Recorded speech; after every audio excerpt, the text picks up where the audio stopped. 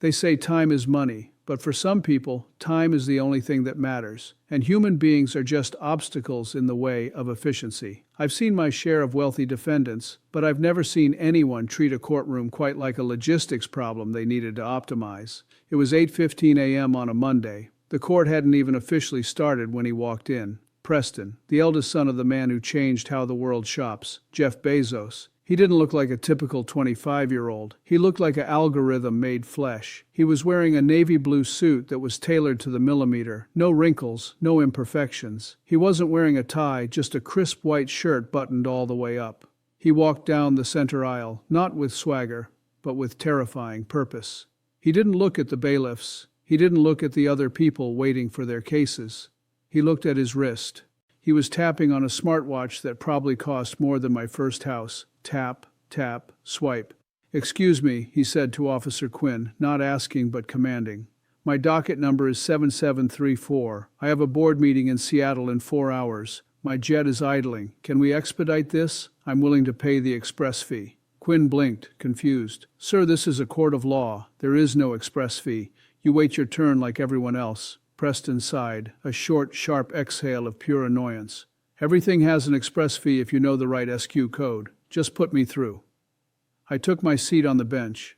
I had read the police report over my morning coffee, and it had left a bitter taste in my mouth that no amount of sugar could fix. "Case number 7734, I called out, watching Preston stiffen. "The City of Providence versus Preston Bezos. The charges are reckless driving, assault with a deadly weapon, vehicle, and leaving the scene of an accident." Preston stepped up to the podium. He placed his hands on the wood, not nervously, but dominantly. He looked at me like I was a middle manager he was about to fire. "Good morning, Judge," Preston said, his voice smooth and corporate. "Let's clarify the terminology. It wasn't leaving the scene. It was dynamic rerouting. I had a schedule to keep." I peered over my glasses. "Mr. Bezos, the report says you were driving your Ferrari on Hope Street. A delivery cyclist, a man named Mateo Rivera, who works for a food delivery app, was in front of you. He stopped to make a delivery. And you—" I paused, needing to make sure I read the next part right.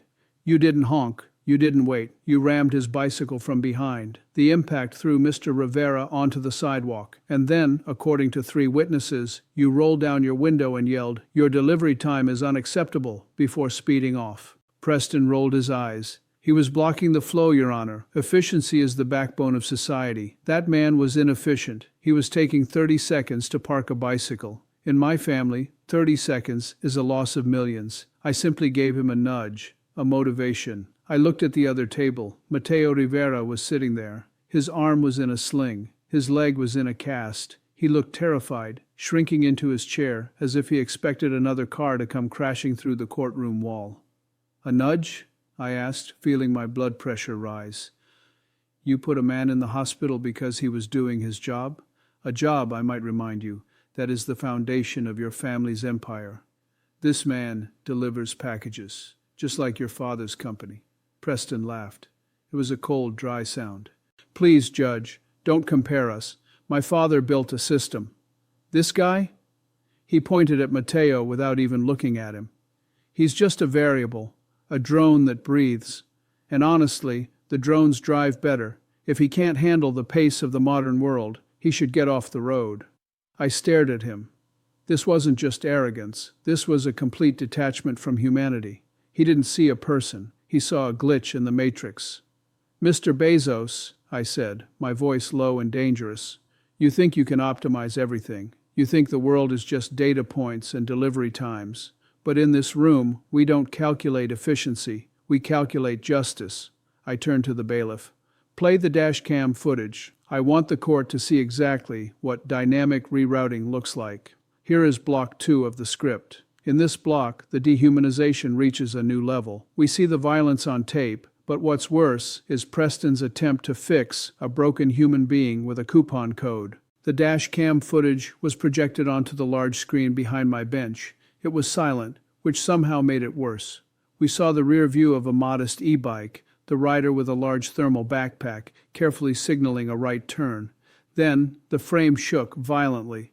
A flash of Rosso Corsa red filled the screen. The Ferrari didn't just tap the bike, it plowed through it like a hot knife through butter. You could see Matteo fly into the air, landing hard on the pavement. His bike was crushed under the Italian sports car's bumper. And then, the most chilling part, the Ferrari paused for exactly 3 seconds, just long enough for the driver to shout something, and then accelerated away, weaving through traffic. The courtroom was dead silent. Even the court reporter had stopped typing. I turned to look at Preston. I expected at the very least a flinch, a sign of discomfort, but he was looking at his watch again. "Okay," Preston said, breaking the silence with a clap of his hands. "So the data is in. There was a collision. I acknowledge the contact. Can we move to the settlement phase? I have a conference call with Tokyo in 20 minutes. "Mr. Bezos," I said, my voice trembling with suppressed rage, "you just watched yourself almost kill a man, and you're talking about a conference call?" Preston reached into his inner pocket. He didn't pull out a weapon, but what he produced felt just as offensive. He pulled out a stack of plastic cards. "I've already run the numbers, Judge. The bike is worth, what, $200? Plus medical bills? Let's round up." He tossed a plastic card onto the defense table. It slid across the wood and stopped in front of Matteo. "That is a loaded Amazon gift card with $500, Preston announced, adjusting his cufflinks. "And out of the goodness of my heart, I'll throw in a free year of Prime membership. That includes free shipping and streaming video. Honestly, he's coming out ahead on this deal. Most people have to pay for that." Matteo stared at the gift card. His good hand, the one not in a cast, curled into a fist. "You think," Matteo started, his voice thick with pain and a heavy accent. "You think my leg is worth a year of free shipping?" Preston sighed, exasperated. "Look, buddy, it's an arbitrage opportunity. Take the asset. Buy a new bike. Stop whining. Do you know how much my bumper costs? I'm not even charging you for the scratch on my paint." "I was delivering insulin," Matteo said, louder this time. He looked up at me, tears welling in his eyes. "Judge, I work for 3 apps. I work 14 hours a day. I don't have bathroom breaks. I have to pee in a bottle in my backpack because if I stop, the algorithm punishes me. If I am late, I get fired." Matteo pointed a shaking finger at Preston. "Your father created the algorithm that runs my life. He made the world fast. But you made it cruel. You hit me because I took 5 seconds to be safe. You treat me like I am a broken drone that you can just throw in the trash." Preston laughed. It was a cruel, dismissive sound. "If you don't like the hustle, learn to code," Preston sneered. "Nobody forced you to ride a bike. You're interchangeable. If you quit today, there are 1,000 other guys waiting to take your backpack tomorrow. That's the beauty of the market. You are low-value stock." That was the breaking point. The gallery erupted in boos. I slammed the gavel down so hard the wood handle cracked. "Silence!" I roared. "Silence in this court." I stood up, towering over the bench. "Mr. Bezos," I said, pointing the gavel directly at his face, "you just called a human being low-value stock. You tried to pay for a broken leg with a gift card to your own family's store. That is the most vulgar display of entitlement I have ever witnessed." I picked up the gift card from the evidence table. "You think this plastic card has value?" I asked. "In this courtroom, the only currency that matters is accountability, and yours is currently overdrawn." Preston looked bored. "Are you done lecturing? Can I pay the fine now? I really need to go." "Oh, you're going somewhere," I said, a dark smile forming on my face. "But it's not to Tokyo, and it's certainly not on a private jet." There is a specific look that billionaire heirs get when they hear the word no. It's not anger, exactly. It's confusion, like a computer trying to divide by 0. Preston Bezos stared at me after I told him he wasn't going to Tokyo. He blinked once, twice, and then he reached for his phone again. "Officer Quinn," I said sharply, "seize the device." Quinn moved faster than I've seen him move in years. He snatched the gold-plated smartphone out of Preston's hand before the young man could unlock it. "Hey!" Preston shouted, his robotic composure finally cracking. "That is theft. That phone contains proprietary trade secrets. I have the president on speed dial. Do you understand what you just did? You just bricked your career, Judge. My father will have you disbarred by lunch." "Your father," I replied calmly, leaning over the bench, "has no jurisdiction here. This isn't a warehouse. You can't fire me because my metrics don't please you." Preston slammed his hands on the table. "You are wasting my time. Time is the most valuable resource. Every second I stand here listening to this melodrama, The stock price drops. I am a job creator. I am essential infrastructure. You can't hold me here over a delivery glitch." He pointed at Matteo, the injured driver.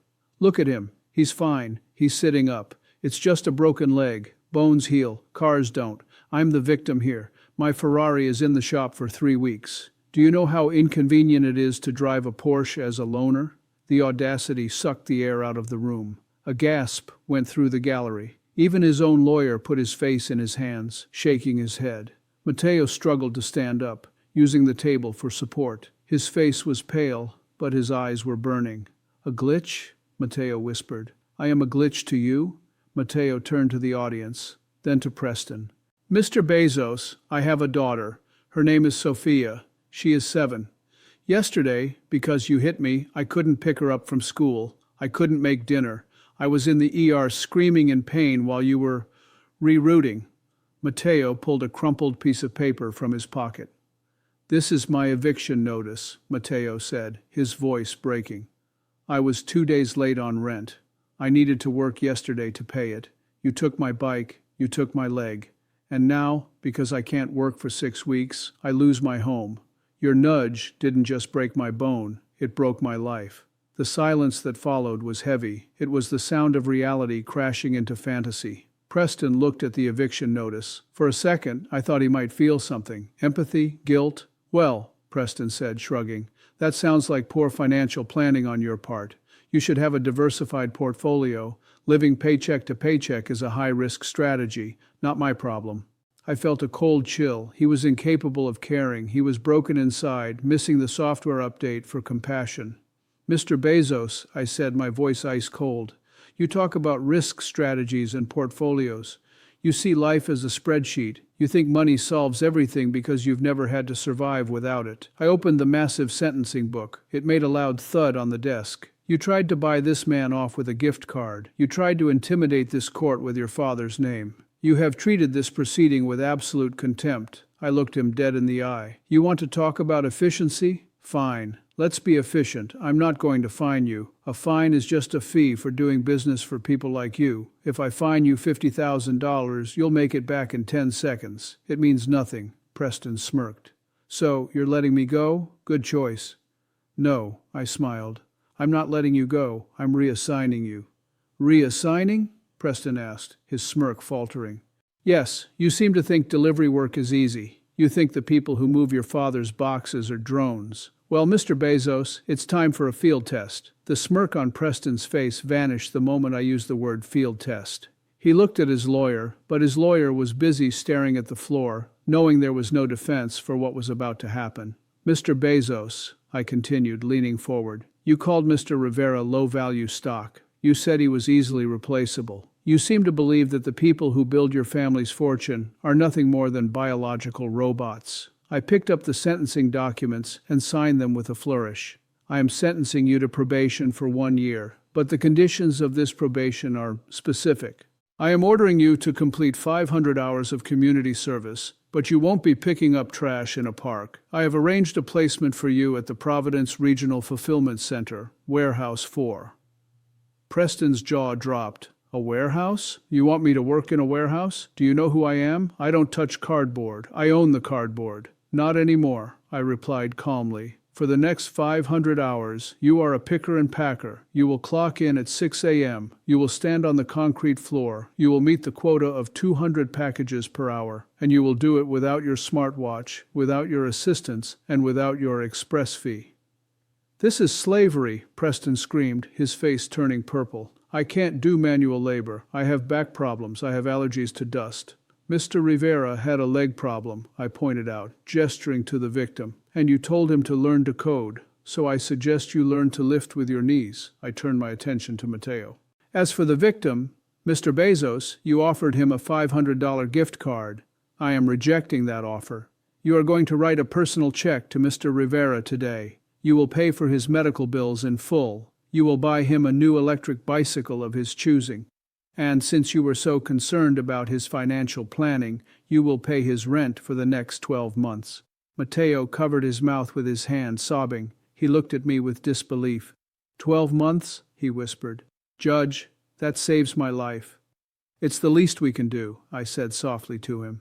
You keep the world moving, Matteo. It's time someone helped you stop and heal. I looked back at Preston. He was trembling. The reality of 500 hours of hard labor was sinking in. One last thing, Mr. Bezos, I warned. I know your family has connections. I know you will try to have a manager sign off on your hours while you sit in the break room. Don't try it. I am assigning a court officer to supervise your shifts. If you miss one scan, if you are late by 1 minute, or if you treat any coworker with disrespect, I will revoke your probation and you will serve 6 months in the ACI detention center. And trust me, the uniforms there are not tailored. Preston looked defeated. He slumped against the podium. The algorithm had finally encountered a variable it couldn't control: consequence. Do you understand the sentence? I asked. Yes, Preston whispered, his voice small. Good. Get to work. Dismissed. I banged the gavel. The sound rang out like a closing bell. Preston was escorted out by the bailiffs. He wasn't checking his watch anymore. He looked terrified. Matteo limped out shortly after, clutching the check that would save his home, a smile on his face that lit up the room. As the courtroom cleared, I looked into the camera. We live in a world of instant gratification, I said. We want everything now. We want it delivered to our door in an hour. But justice? Justice is something you can't rush. And dignity? That's something you can't buy with a Prime membership. Treat the people who serve you with respect, because without them, everything stops. I'm Judge Frank Caprio. Thanks for watching. Thumbnail official, padrão split screen. Esta é a combinação visual desenhada para gerar o máximo de ódio recreativo, recreational hate. Lado esquerdo, o vilão. Jovem de terno caro, estilo corporativo, tech, segurando um celular ou cartão de crédito com expressão de superioridade. Texto amarelo com borda preta. Do you know Amazon? Elemento visual. Seta vermelha, apontando para o rosto dele. Lado direito, o juiz. Judge Caprio com cara de poucos amigos, ou apontando o dedo. Texto, vermelho neon. I don't care. Porque funciona. Conecta imediatamente a marca gigante que todos conhecem com a arrogância de achar que manda no mundo. Título do vídeo, sintaxe mestra, Jeff Bezos'Son hits delivery driver, Judge Caprio's sentence is legendary. Alternativa para teste, AB, Jeff Bezos's son tries to buy the judge with Prime, the verdict is shocking. Descrição do vídeo, SEO and retenção. He thought he could optimize justice like a delivery route. He was wrong. In this explosive courtroom documentary, Preston Bezos, son of the world's richest man, walks into court after destroying a delivery driver's life with his Ferrari. He thinks a $500 gift card and a Prime membership can fix a broken leg. But inside Judge Frank Caprio's courtroom, there is no express lane for billionaires. In this video, The Crash, see the shocking dashcam footage of a Ferrari plowing into an e-bike. The insult, the heir tries to pay off the victim with an Amazon gift card. You won't believe this. The reality check. The driver reveals he is being evicted because of the accident. The sentence. Judge Caprio ignores the billions and sentences the son to do the one job he looks down on: manual labor in a warehouse. This is a story about the 1% versus the real world. Watch until the end to see the ultimate karmic justice. Do you think working in a warehouse is a good punishment? Let me know in the comments. Subscribe for more stories of justice. We are exposing the entitled elite one case at a time. Help us reach 100K subs. Link to subscribe. Disclaimer. This video is a dramatic reenactment and a fictional narrative created for educational and entertainment purposes. The names, characters, and incidents portrayed in this production are used fictitiously. No identification with actual persons, living or deceased, places, buildings, and products is intended or should be inferred. This content is designed to teach moral lessons about justice, humility, and the consequences of arrogance. Judge Caprio, Shakur Jeff Bezos, Shakur Amazon, Shakur Karma. Courtroom, Instant Justice, Rich vs. Poor, Documentary, Story Time.